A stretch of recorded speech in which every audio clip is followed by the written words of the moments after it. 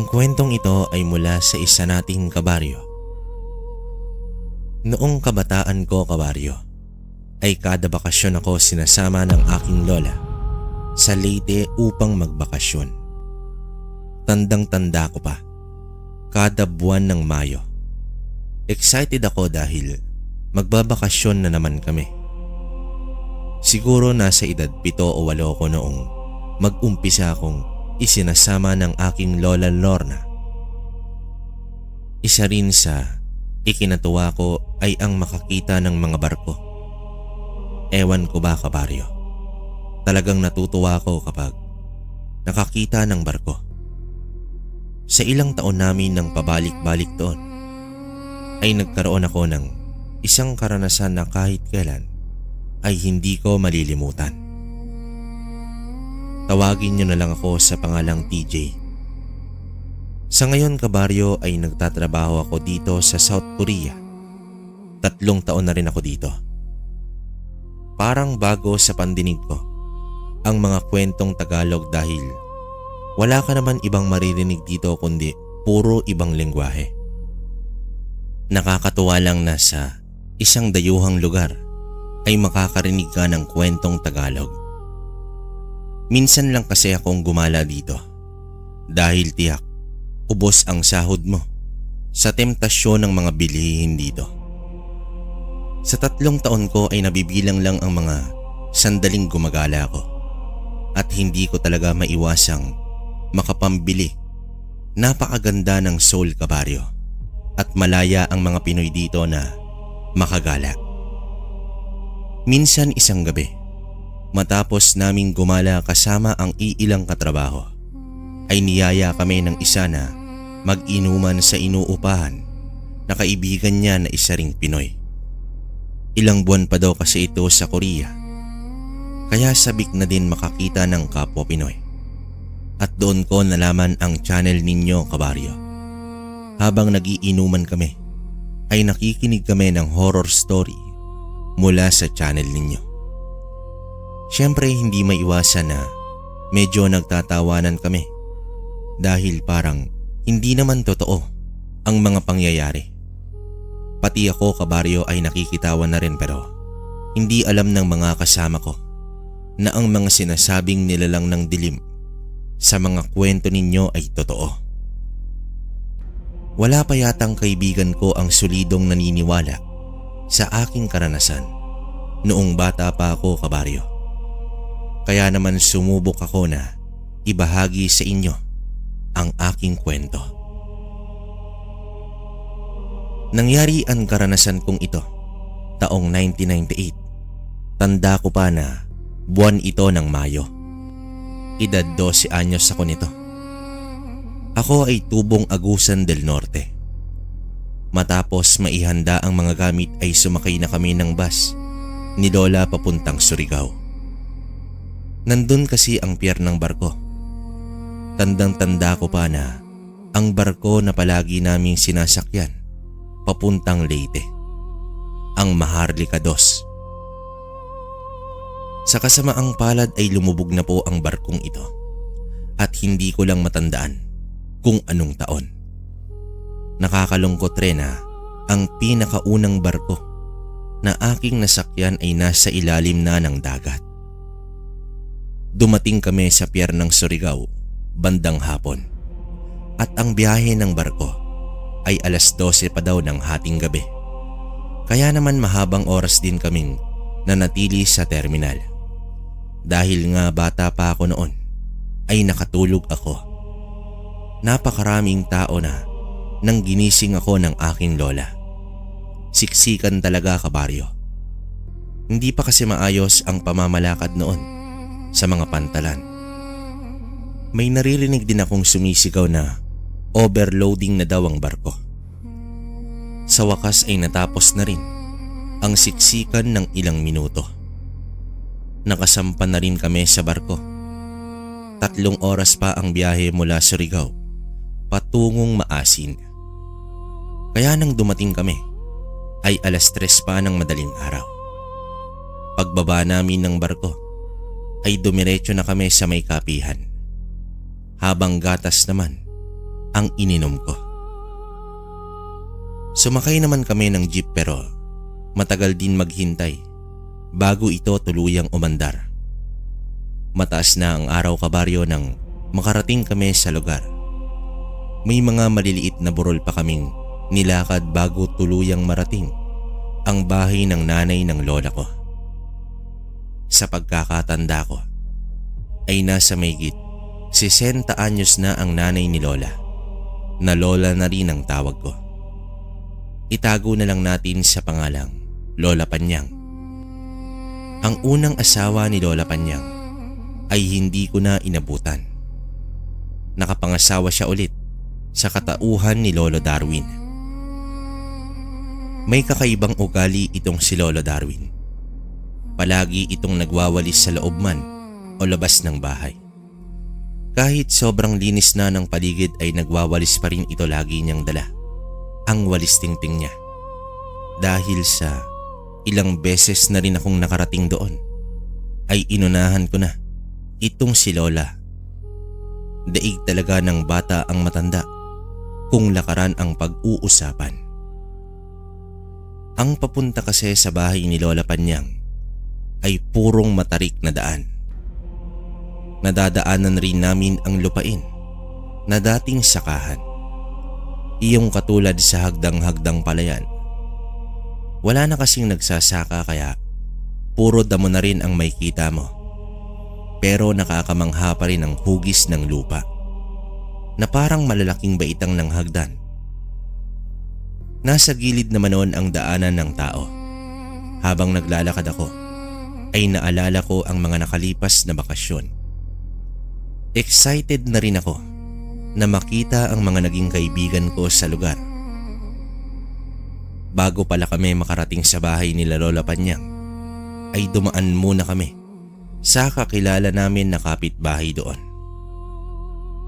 Nakangiti naman na sinalubong kami ng mag-asawang sina Tita Baby at Tio Reynante.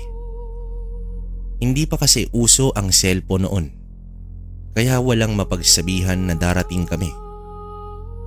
Tumulong na rin itong si Tito sa pagbuhat ng ibang gamit dahil talagang paakyat pa ang pupuntahan namin. Ilang minuto pa ay nakarating na rin kami. Sobrang layo ng itsura ng lugar sa pinanggalingan ko kabaryo.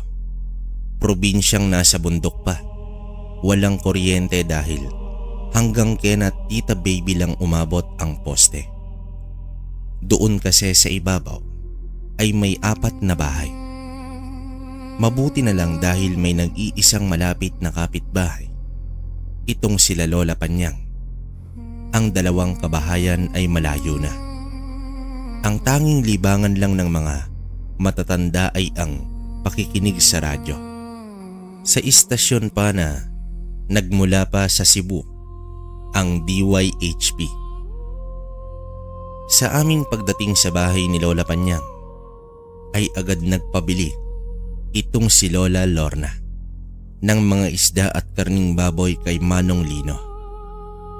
Si Manong Lino ay pinsan ng aking lola.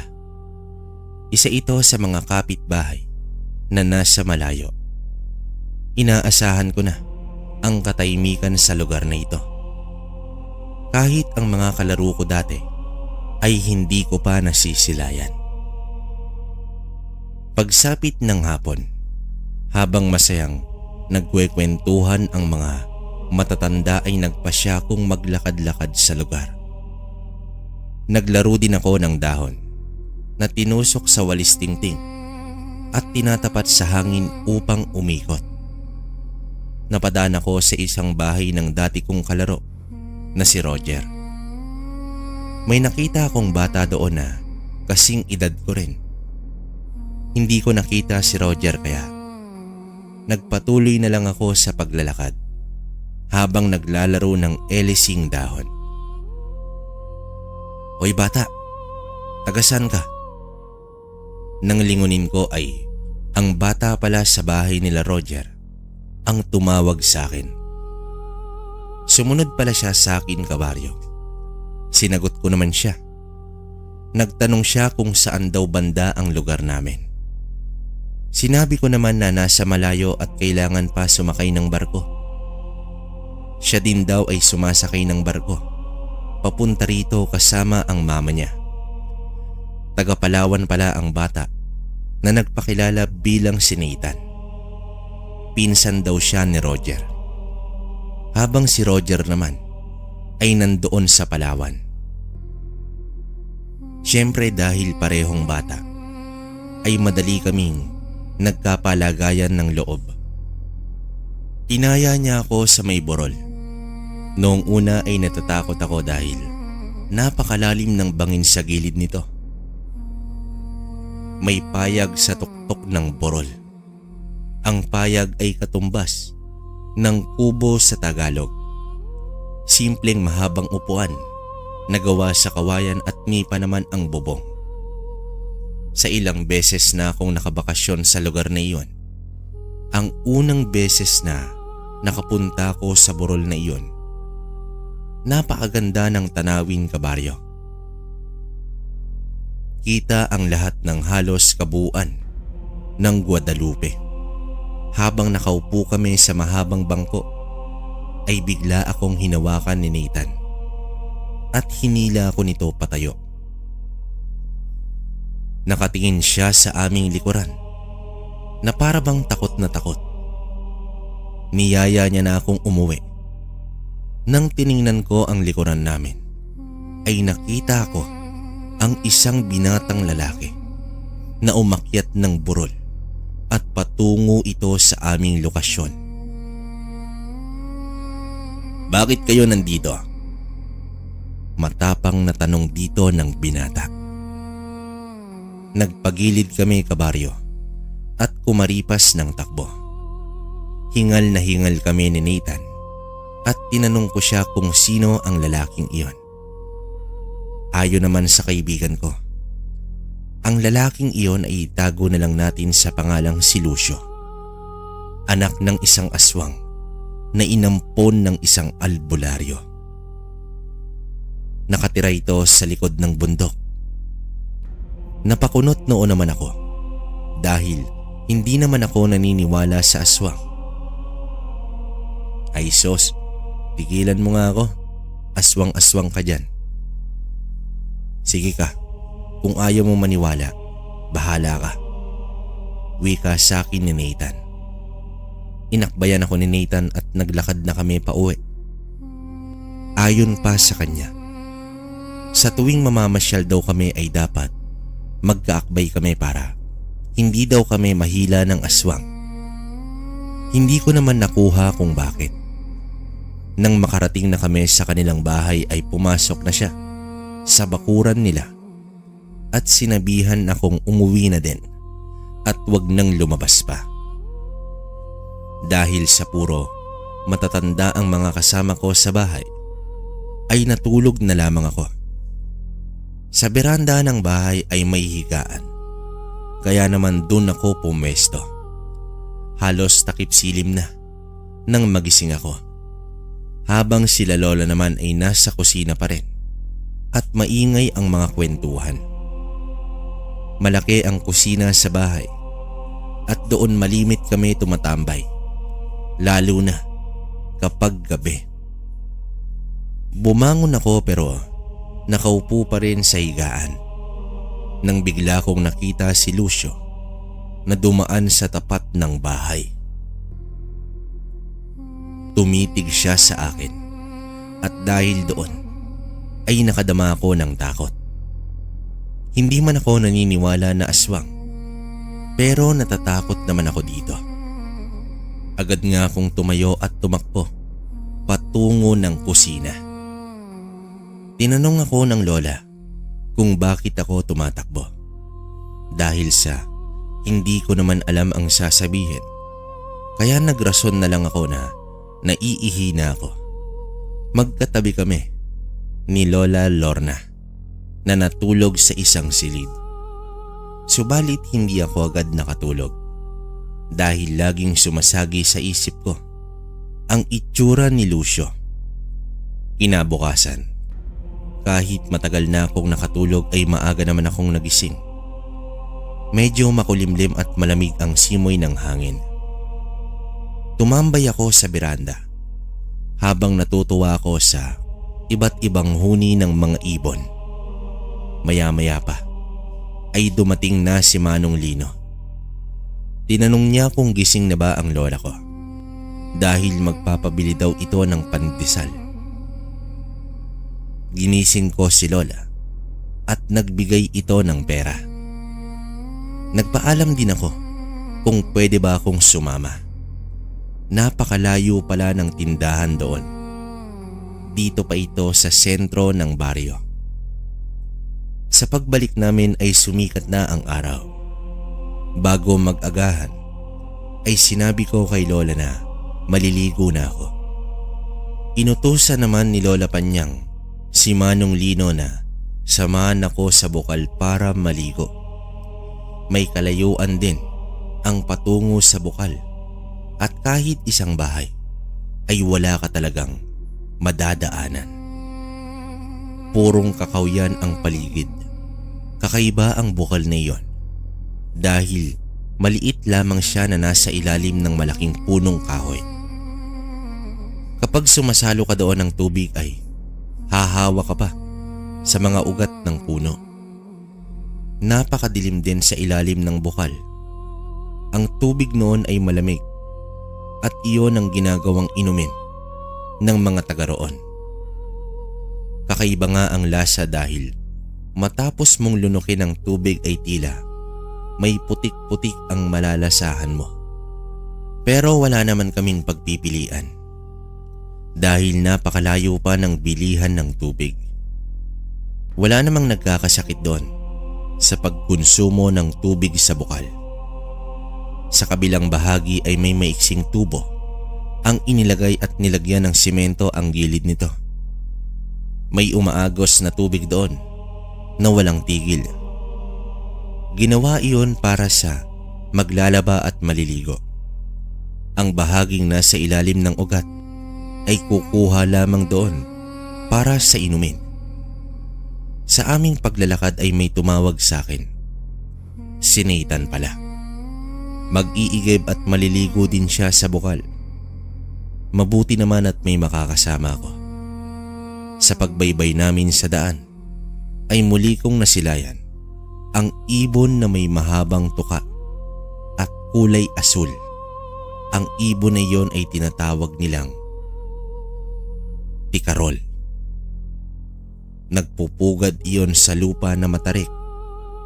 Naaaliw talaga ako, kabaryo, dahil walang ganon sa lugar namin.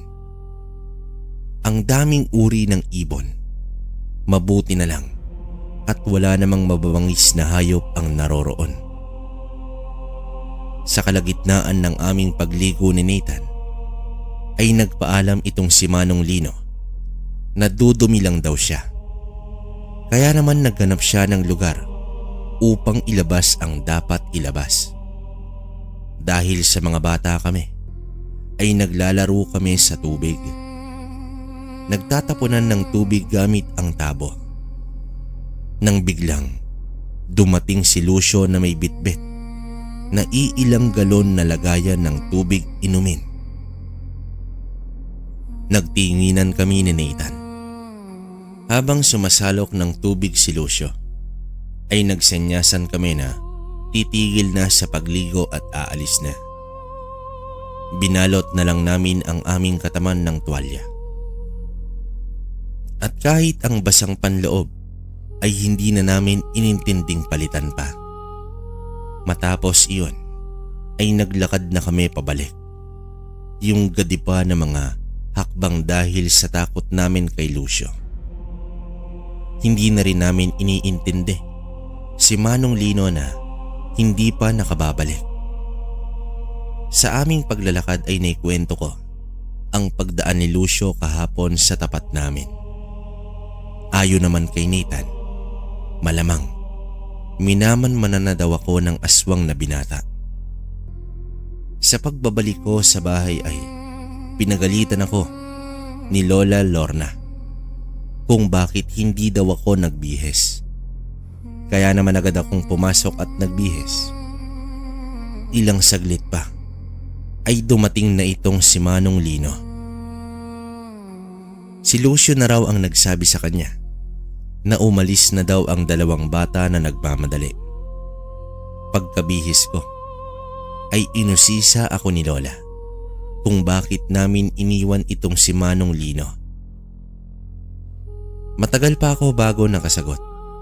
Inamin ko na kay Lola na natatakot kami ni Lucio dahil anak siya ng aswang. Humagalpak naman ng tawa si Manong Lino at Lola Panyang. Pati na rin itong si Lolo Darwin. Sino ba ang nagsabi na anak ng aswang si Lucio? Natatawang tanong dito ni Lola Panyang. Sumagot naman ako na si Nathan ang nagsabi. Umiiling-iling na lang sila at nagsabi na wag daw akong maniwala kay Nathan dahil baka tinatakot lamang siya ng kanyang mga magulang dahil sobrang gala daw itong si Nathan at kung saan-saan na lang nakakarating. Pakiramdam ko noon ay napaiya ako at may konting pagdamdam kay Nathan. Bago magtanghalian ay kumuha kami ni Lolo Darwin ng tubo na nasa gilid lang ng bahay. Ang sabi niya, nasasayang lang daw ang prutas na iyon dahil hindi nila kayang ngat-ngatin ang tubo. Binalatan at hiniwa pa sa maliit na piraso ni Lolo ang tubo. Nakaupo ako sa beranda. Mag-isa ko habang kumakain ng tubo. Nang may sumitsit, nagpalinga-linga ako hanggang sa nakita ko itong si Nathan na nagkukubli sa halamanan. Tiningnan ko lang siya at hindi pinansin. Maya-maya pa ay lumapit siya sa akin at nanghingi ito ng tubo. Hindi ko na lang tinuloy ang inis ko dahil wala na akong ibang kaibigan pa sa lugar. Habang kumakain kami, na magkatabi ay binuksan ni Nathan ang usapin tungkol kay Lucio. Nanindigan naman ako na pawang kasinungalingan ang pinagsasabi niya.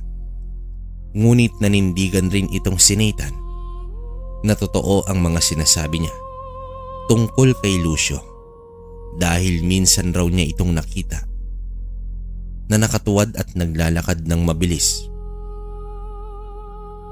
Sa seryoso naming usapan ay biglang binatukan ni Lola Panyang itong si Nathan. Naku kang bata ka, tumigil ka na, kundi papaluin kita. Wika dito ni Lola. Tumakbong papalis itong si Nathan at nagtungo sa kanilang bahay. Buong araw ko din na hindi ko siya nakita. Napakahaba ng oras bago gumabi at binalot na ako ng pagkabagot. Para akong nakakulong sa isang gubat. Walang makalaro at walang makausap. Habang naghahapunan na kami, ay nagsalita itong si Lola Lorna. Kung gusto ko bang manood ng telebisyon, kaya na Tita Baby. Animoy, nagliwanag ang paligid ko. Dahil sa wakas, makakapanood na ako ng telebisyon. Naglakad kami ni Lola bitbit ang sulo na gawa sa dahon ng nyog. Bago ito naubos ay malapit na kami sa bahay ni na Tita Baby. Maliwanag na doon dahil sa ilaw ng bumbilya. Sa wakas kabaryo, animoy isang taon akong hindi nakapanood ng telebisyon. Kahit papaano ay nawala na ang pagkabagot ko. Pero ang usapan namin ni Lola ay hanggang 10:00 lang ng gabi at uuwi na kami. Nakiusap naman ako na kung pwede ay 11:00 na lang. May pagka-konsentidor din kasi itong si Lola. Kaya naman pumayag na lang ito. Nagpahayag naman si Tito Reynante na pagbigyan na lang daw ako dahil minsan lang naman at ihahatid niya kami pauwi. Sa ikatlong araw namin sa lugar Kabaryo ay may hindi inaasahang pangyayari. May natagpo ang bangkay ng isang babae sa gilid ng kalsada. Nakatanaw lamang kami ni Nathan mula sa itaas. Halos galanggam na ang mga tao na nasa kalsada. Ganoon kalayo ang pagitan. Mahigpit naman kaming binilinan nila Lola na huwag kaming bumaba at huwag tingnan ang bangkay. Hindi na rin bumaba sina Lolo Darwin, maging si Lola Panyang, dahil pahirapan lang ito para sa kanila ang baybayin ng matarik na bukid. Habang nasa itaas kami nakatanaw ay napansin ko sa ibang bahagi na nakatanaw din itong si Lucio sa pinagkukumpulan ng mga tao. Kinalabit ko naman si Nathan at sumenyas ako na aalis na kami sa lugar. Sa aming pag-alis ay niyaya ko si Nathan na manguha ng sampalok. Hindi naman ito gaano kalayo sa aming bahay. Dahil mula sa bahay ay natatanaw ko ang napakalaking puno ng sampalok. Malapit din naman ito sa bahay ni Manong Lino kaya sumama na ako sa aking kaibigan. Hindi naman ako sanay umakyat sa puno kaya si Nathan na lang ang umakyat. Tagapulot na lang ako ng mga inihuhulog niyang sampalok. Malalakas ang boses namin habang nagkakatuwaan sa pangunguha ng mga bunga ng sampalok. Hanggang sa may nasipat ako sa isang puno ng kakao. May nakita akong isang lalaki na mahaba ang buhok na nakakubli sa puno ng kakao.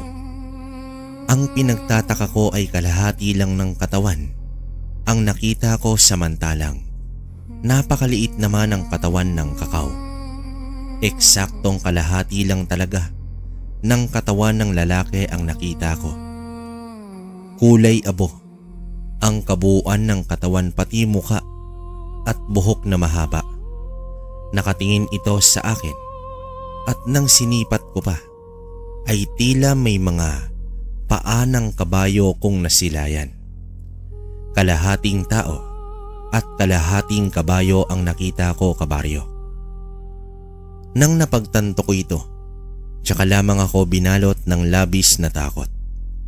Hindi ko malaman kung tatakbo ba ako o aabisuhan ko si Nathan. Ayaw ko din naman iwan ng kaibigan habang si Nathan ay panay kwento pa sa itaas ng puno, habang ako ay tila naninigas na sa takot. Nanatiling nakatitig lang sa akin ang nilalang na iyon. Base sa nalaman ko ngayon na matanda na ako ay isa daw itong uri ng engkanto na kung tawagin ay Taiho. Pinagdasal ng isip ko na sana mawala na ang nilalang na iyon. Marahan akong tumingala kay Nathan at inaya ko na siyang umuwi. Dinahilan ko naman na sumakit na ang aking tiyan at kailangan kong gumamit ng banyo. Ito naman si Nathan ay nagbiro pa na sa damuhan na lang daw ako dumumi. Sa pagbalik ko ng tingin sa puno ng kakao ay wala na doon ang nilalang na iyon. Napabuntong hininga na lamang ako, kabaryo, at pinilit ko pa rin na pinababa itong si Nathan. Naglakad kami pabalik habang sapo-sapo sa damit ko ang mga sampalok. Inakbayan ako ni Nathan at nagtanong ito kung bakit daw ako nanlalamig. Humarap pa siya sa akin at hinawakan ang mga pisngi ko at noo. Hindi na ako nakapagsalita dahil naroroon pa rin ang takot ko sa nakita ko. Pagdating namin ng bahay ay tumambay muna kami sa beranda. Doon ko na sinabi sa kanya ang nakita ko. Naging seryoso ang itsura ng kaibigan ko at buong loob siyang naniwala sa sinabi ko. Humingi pa nga siya ng paumanhin dahil kasalanan niya kung bakit kami napunta roon. Nang sumapit ang gabi ay inaapoy ako ng lagnat. Mabuti na lang ay may mga dalang gamot itong si Lola. Subalit bumababa lang ang lagnat ko at bumabalik rin sa mataas na temperatura paglipas ng ilang oras. Bandang madaling araw, ginising na ni Lola Lorna ang nanay niya at nang hawakan ni Lola Panyang, ang pulso ko ay napasambit na lamang ito ng Diyos ko po. Inay, ano bang ibig sabihin ninyo? Ano bang nangyari sa apo ko? Alalang wika dito ni Lola Lorna. Agad na ginising ni Lola Panyang itong si Lolo at nag-utos na puntahan itong si Lino upang sunduin ang albularyong si Mang Dolpo. Hindi ko na alam ang mga sumunod na nangyari dahil dumilim na ang paningin ko. Nang bumalik ang aking ulirat ay may dalawang panauhin sa loob ng kwarto. Isang matandang lalaki at si Lucio. Ngumiti naman si Lucio nang mapatingin ako sa kanya. Agad ko namang binawi ang aking tingin. Nakadama ako ng takot. Bakit may aswang na nakapasok sa kwarto? Sa pag-uusap ng aking lola at ng matanda ay narinig ko na nausog daw ako ng isang engkanto at wala naman daw itong balak na gambalain ako. Naging maayos na rin ang pakiramdam ko sa mga oras na iyon, maliban na lamang kay Lucio. Lucio, bantayan mo muna ang bata. Kakausapin ko lang si Lorna sa labas. Wika dito ng matanda. Opo, itay. Ako nang bahala sa bata. Tugon naman dito ng binatang aswang. Habang ako ay nakatagilid sa paghiga, ay ramdam ko ang pag-upo ni Lucio sa kama. Hanggang sa hinahaplos niya na ang ulo ko sabay sabi na magpahinga na raw ako. Sa sandaling iyon ay nais kong bumalikwas at kumaripas ng takbo. Tila naramdaman ni Lucio na kinakabahan ako. Huwag kang mag-alala, TJ. Hindi ako kumakain ng bata. Bulong nito sa akin. Para bang may kuryenteng dumaloy sa aking katawan at binalot ng matinding takot.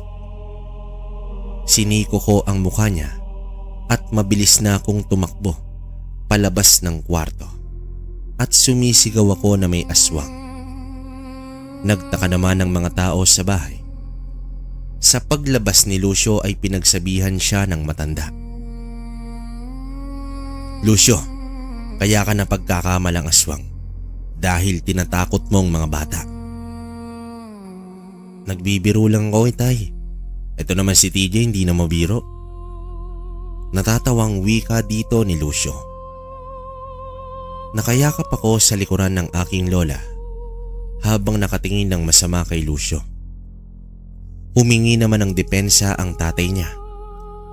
Sinuway rin ako ng Lola Panyang at sinabing hindi aswang itong si Lucio. Upang mapanatag at maliwanagan ako, ay kinausap ako ni Mang Dolpo. Ayon dito, ampun niya itong si Lucio. Natagpuan niya ito sa labas ng simbahan. Pilit niyang hinanap kung sino ang mga magulang nito ngunit hindi na ito nagpakita. Pinalaki niyang mag-isa ang bata at imposibleng aswang si Lucio dahil lumaki siya sa pangangalaga ng isang albularyo. Sadyang mahilig lang daw na manakot itong si Lucio ng mga bata. Sinabi rin sa akin ni Lola na si Mang Dolpo ang gumamot sa akin. Teka lang, apo. Saan ka na naman ba nagsusuot kahapon? Tanong dito ni Lola. Inilahad ko na lang ang lahat. Ngunit sinabi ko na ako ang nagyaya kay Nathan dahil tiyak Siya na naman ang pagdidiskitahan ni Lola Panyang. Sinabi ko rin na may nakita akong kakaibang nilalang. Sinabi ko na nga ba, isang engkantong nakausog sa'yo. Mabuti na lang at walang balak na kunin ka ng nilalang na iyon. Wika pa dito ni Mang Dolpo. Bandang 4:00 na ng umaga. Umalis ang mag-ama. Pinabalik na rin ako sa pagtulog ni Lola. Habang sila ay naroroon sa kusina at nagkwentuhan. Pinag-uusapan nila ang nakitang bangkay kahapon at naging malabo na rin ang mga naririnig ko dahil nakatulog na ako. Pagkagising ko ay nakita ko si Lucio sa kusina kasama itong sina Lola. May dala itong biko para sa amin. Dito nilapitan niya ako at hinaplos sa ulo. Humingi rin siya ng dispensa sa pananakot niya. Kahit papaano ay naibsa ng takot ko sa binatang yon. Makalipas ang ilang oras ay pinuntahan ko si Nathan sa kanila. Naabutan ko ito na naglalaba ang nanay niya habang tinatawag siya nito. Sa araw na iyon ay niyaya ko ang aking kaibigan na magpunta sa burol. Pinagyabang ko pa na hindi na ako natatakot kay Lucio. Habang kami ay nasa tuktok na ng burol, ay dumating na naman bigla itong si Lucio. Napatayo at napatras itong si Nathan. Pinagtawanan ko naman siya dahil sa itsura nitong takot na takot. Hindi naglaon ay napalagay na rin ang loob ni Nathan sa binata. Natawa na lamang si Lucio nang sabihin ni Nathan na nakita niya noon ng binata na nakatuwad na naglalakad.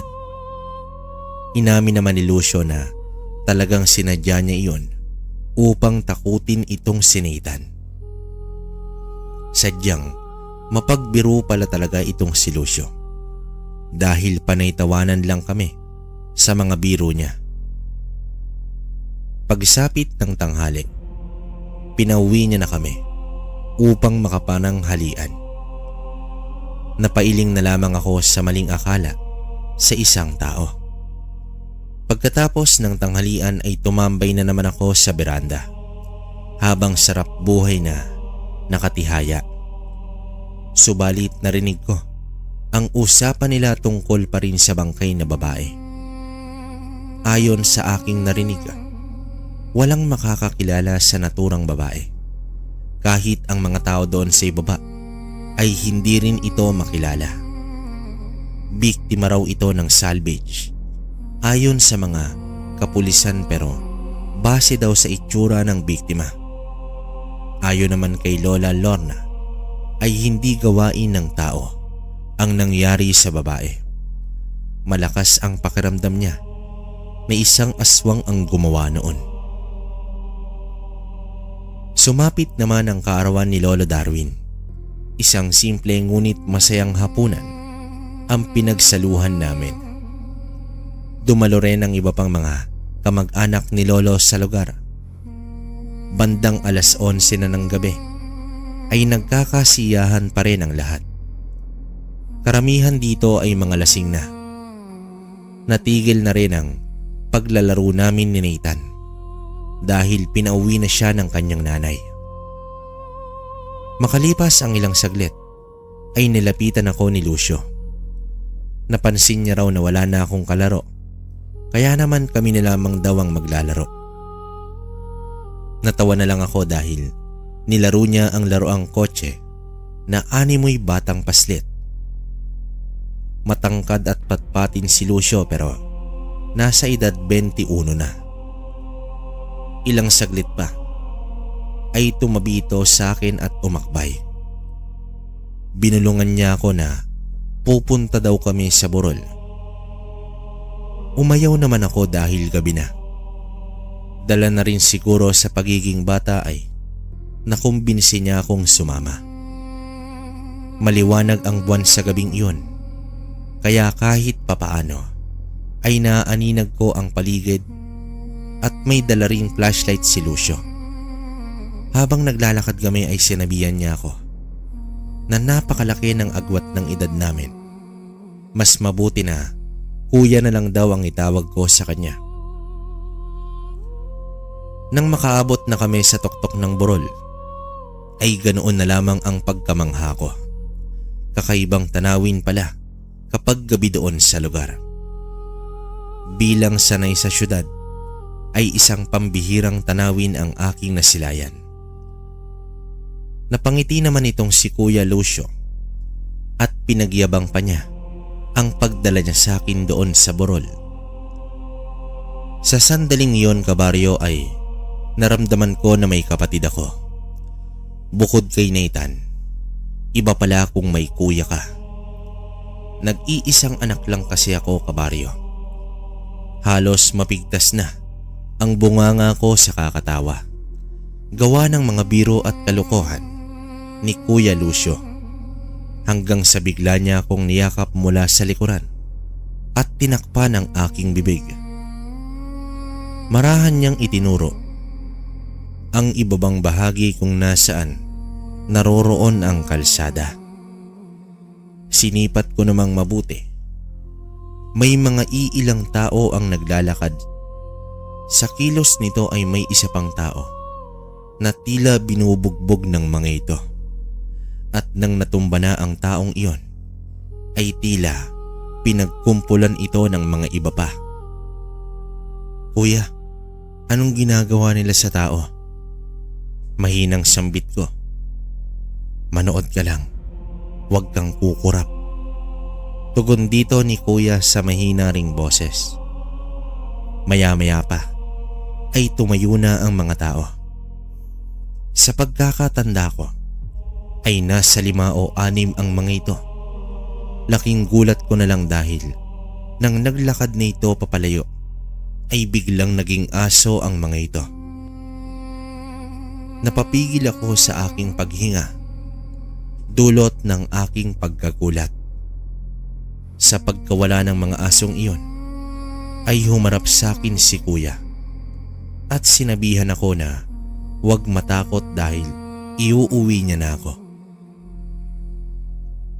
Pilit naman akong nagtanong kay Kuya pero tanging mahigpit lang ang pagkakaakbay niya sa akin at hindi na ito sumasagot.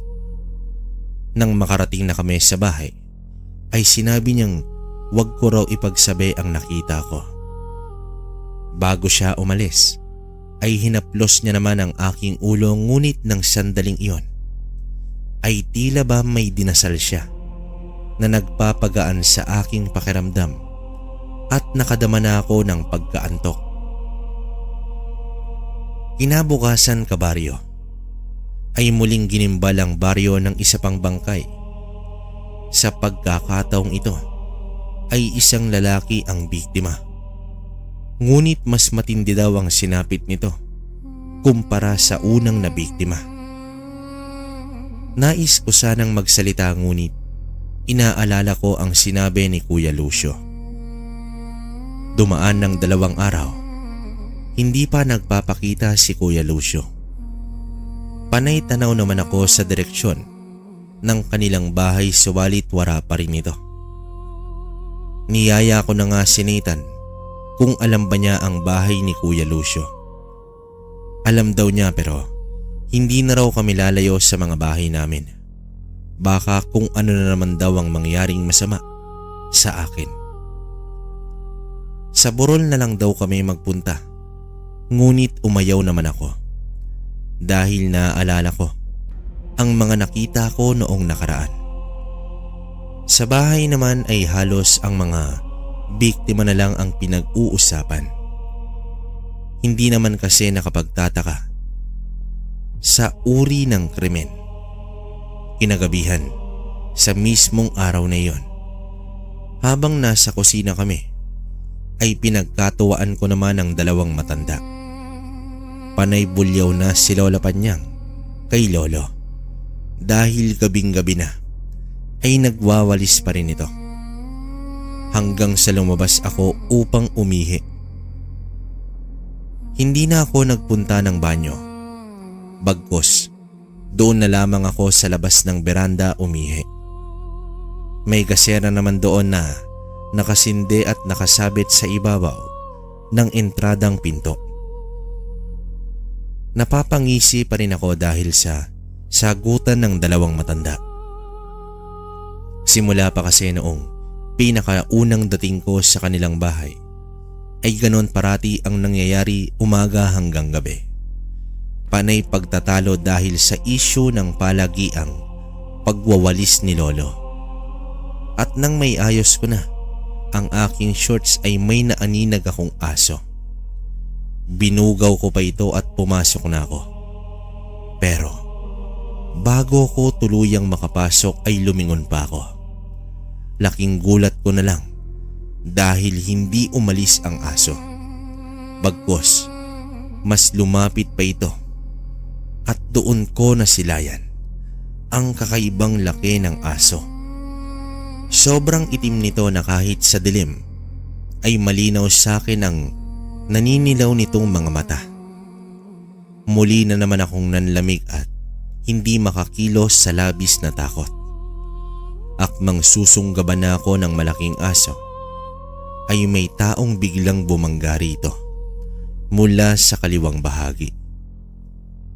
Nagpagulong-gulong sila sa lupa at nang makatayo ang tao ay si Kuya Lucio pala yun. TJ, pumasok ka na, bilis. Sigaw dito ni Kuya Lucio.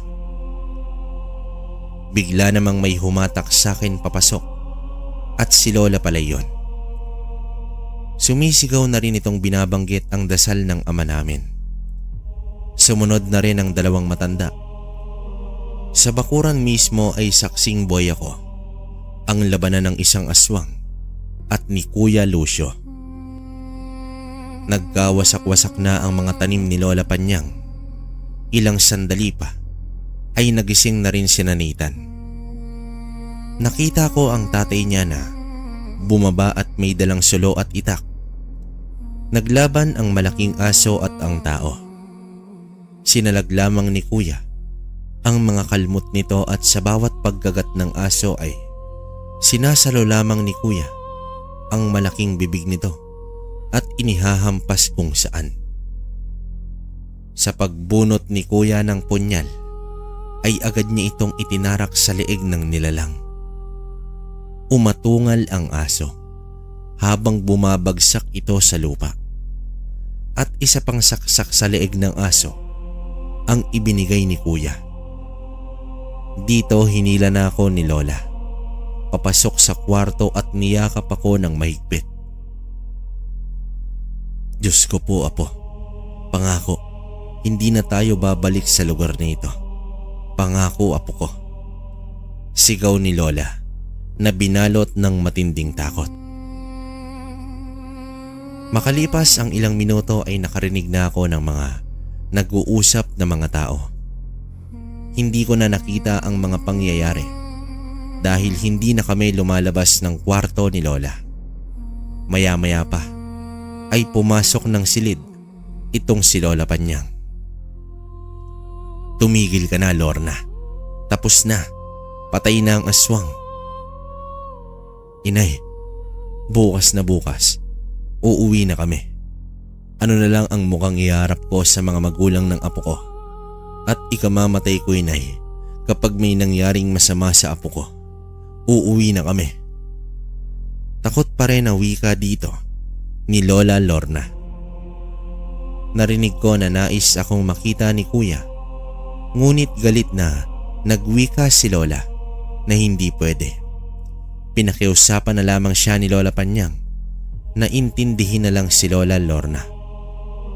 Maaga pa lang ay nag-impake na itong si Lola Lorna dahil ayaw niya nang manatili pa kahit isang gabi sa lugar. Inaya rin niya ang dalawang matanda na sumama na sa amin sa agusan, ngunit nag-atubili itong sumama. Ayaw nilang lisanin ang lugar. Gayunpaman, kahit papaano ay naging kalmado na si Lola. Ngunit hindi talaga nagbago ang desisyon niyang umuwi na kami. Malungkot naman akong nagpaalam kay Nathan habang nasa beranda kami ng bahay. Sa katunayan, umiiyak pa nga siya dahil bakit sandaling panahon lang kami sa lugar na iyon. Kumuha naman ako ng isang t-shirt sa aking maleta at ibinigay ko ito kay Nathan bilang tanda ng pagkakaibigan namin. Nang bigla kong natanaw si Kuya Lucio na naglalakad papunta sa bahay. Patakbo ko naman siyang sinalubong at mahigpit akong yumakap. Napaiyak na rin ako, kabaryo, dahil sa tindi ng emosyon ni Lola. Tiyak na hindi na ako makakabalik pa ng Leyte. Yumuko si Kuya at pinahira ng mga luha ko. Huwag kang mag-alala, TJ. Kahit saan ka man magpunta at kahit hindi na tayo magkikita, dala-dala mo ang proteksyon ko. Magpakabait ka at mag-iingat ka palagi. Isang ngiti ang iniwan sa akin ni Kuya Lucio at tumalikod na rin siya at umalis na. Hindi ko man maintindihan ang sinasabi niya noon. Napagtanto ko na lang ito nang ako'y nagbibinata na at may nalalaman na rin sa mga kakaibang bagay. Nang nakasakay na kami ng jeep papuntang Maasin ay natanaw ko sa burol na may nakatayong lalaki at sigurado ko na si Kuya Lucio iyon. Napaluha na lamang ako kung hindi sana dahil sa masasamang nilalang ay makakasama ko pa sana sila Nathan at Kuya Lucio kahit ilang linggo at makababalik pa sana ako sa susunod na bakasyon. Sa pagsampa ko sa barkong Maharlika 2 ay napatingin na lamang ako sa napakalaking ribulto ni Inang Maria. Habang umaandar ang barko ay nangako ko sa aking sarili na babalik at babalik pa rin ako sa Guadalupe. Lumipas ang maraming taon. Naging abala na rin ako sa pag-aaral. Pero ewan ko ba, kabaryo, sa tuwing paplanuhin ko na ang muling pagbabalik sa Leyte ay para bang hindi ako pinapayagan ng panahon. Nag-ipon ako nang ako'y nakapagtrabaho na, ngunit sinugod naman sa ospital ang aking ama at nagkautang pa nga kami dahil sa gastusin. Ubos ang naipon ko. Ilang taon pa ang lumipas ay kinakailangan ko naman na suportahan ang aming pamilya. Dahil sa pagkakasakit ni ama ay napabayaan na ang aming negosyo at ito'y bumagsak na ng tuluyan. Hanggang sa nakapag-asawa na ako, mas lalong nilaan ko ang aking pera sa pamilya ko at umabot na nga sa punto na kailangan ko ng mag-ibang bansa. Naiwanan na talaga ng panahon ang nais kong pagbabalik sa Leyte at kahit nasa ibang bansa na ako ngayon ay hinding-hindi ko pa rin makakalimutan ang aking karanasan sa Leyte nang minsang nakilala ko ang isang ampon ng matandang albularyo. Okay, so yun, tapos na yung kwento natin ngayon mga kabaryo, no? Napakaganda ng storya ni TJ, no? Yun nga lang, nakakalungkot, no? Kasi hindi na siya nakabalik talaga. Hanggang ngayon kasi nag-usap kami nung sinabi ko na i-upload ko na to. Hanggang ngayon kasi hindi pa siya nakakauwi. Pero wala na raw si Lola Panyang kumbaga namatay na. Tapos after naman daw nung umalis siya ng Leyte, siguro tumagal daw ng 2 taon. Nabalitaan niya bigla na lang daw nawala si Lucio. Tapos itong si Nathan naman, nung medyo nakapag-ipon na siya nung mga time na yon at nagkaroon ng cellphone, hinahanap niya raw nung lumalabas na yung kagaya ng Facebook at Friendster, pero wala, hindi niya raw mahanap. Hindi umalis na rin daw yung pamilya ni Nathan doon sa Leyte, no? Kasi nga after daw nung nangyari, talagang ang natira na lang si Lolo Darwin saka si yung albularyo si Mang Dolpo. Hindi niya lang alam bakit hindi nakalaban tong si Mang Dolpo. Tapos yun nga, sabi niya, base sa mga naririnig niyang kwento sa kwentong baryo natin, talagang nabibilib siya, kaya gusto niya raw talagang sumulat kasi yung karanasan niya halos parehas din. Yun nga lang, hindi siya yung mismong lumaban dun sa aswang, pero kitang kita niya raw kung paano raw natin basahin yung ibang kwento. Ganun na ganun daw, hindi niya lang ma-express talaga yung pinaka-itsura nung aswang na yun. Tapos grabe daw dun. Ngayon daw kasi medyo okay na yung lugar na yun, pero nasa burol pa rin. Hindi pa rin ganun ka-moderno daw dun, kasi may time na walang kuryente, may time na meron, tapos yung signal nga pawala-wala. So hindi na rin nila nakokontak. Kasi parang etong si Lola Panyang kasi, sabi ni TJ, nanay ng lola niya. So apo na siya sa tuhod. Si Lola Lorna, yun yung buhay pa hanggang ngayon. Kasama ng, yun nga, nanay niya, saka airpat niya, kasi nasa ibang bansa tong si TJ ngayon. Pero ngayon daw okay naman daw. Medyo bumubuti na yung lagay ng tatay niya. Tapos yun nga, siguro sabi niya 5 years na lang, for good na raw siya. Yun, isa raw tong channel natin sa mga kumbaga nagiging libangan niya pag nagtatrabaho siya. So yun mga kabaryo, gusto ni TJ na makita yung komento nyo sa kwento niya. Sana raw may mabasa siyang, alam niya na, medyo pampaganda ng mood, no? Yun, so yun.